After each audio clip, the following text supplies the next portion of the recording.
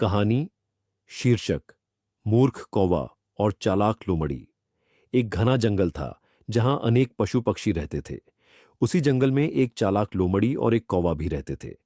कौवा रोज सुबह पेड़ों पर बैठकर गाना गाता और इधर उधर उड़कर भोजन ढूंढता। वह दिखने में तो साधारण था, पर उसे अपने काले पंखों और आवाज पर बहुत घमंड था। एक दिन सुबह सुबह कौवा एक रोटी का टुकड़ा चोंच में दबाकर उड़ रहा था। वह एक पेड़ पर जाकर बैठ गया और सोचने लगा कि वह बड़े आराम से इस रोटी को अकेले खाएगा।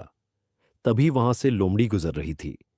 उसकी नजर ऊपर पेड़ पर बैठे कौवे और उसकी चोंच में दबे रोटी के टुकड़े पर पड़ी। लोमड़ी भूखी थी। वह सोचने लगी कि कैसे उस रोटी को हड़प लिया जाए। तभी उसे एक चालाक योजना सूझी। वह कौवे के नीचे जाकर मीठी आवाज में बोली, अरे वाह, क्या शानदार काला रंग है तुम्हारा। तुम्हारे जैसे चमकदार पंख मैंने आज तक नहीं देखे। सुना है कि तुम्हारी आवाज भी बहुत मधुर है। अगर तुम एक बार गाकर सुना दो तो मैं बाकी जानवरों से कहूंगी कि कौवा ही जंगल का सबसे अच्छा गायक है। कौवा यह सुनकर बहुत खुश हुआ।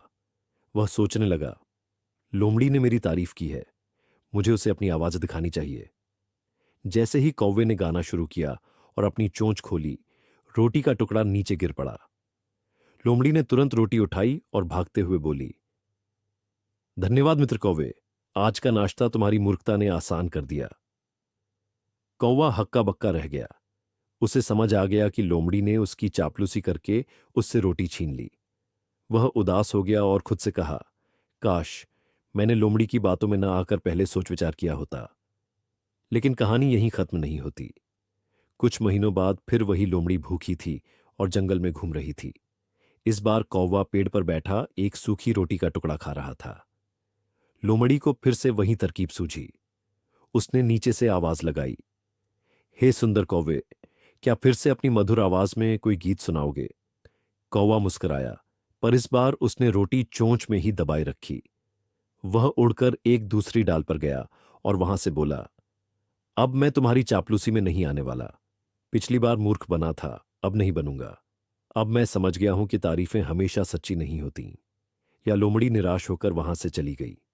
कौवा ने मन ही मन सीखा, हर मीठी बात पर भरोसा नहीं करना चाहिए। अब वह पहले से ज्यादा समझदार और सतर्क हो गया। सीख: मोरल, चापलूसी से बचो और सोच समझकर निर्णय लो।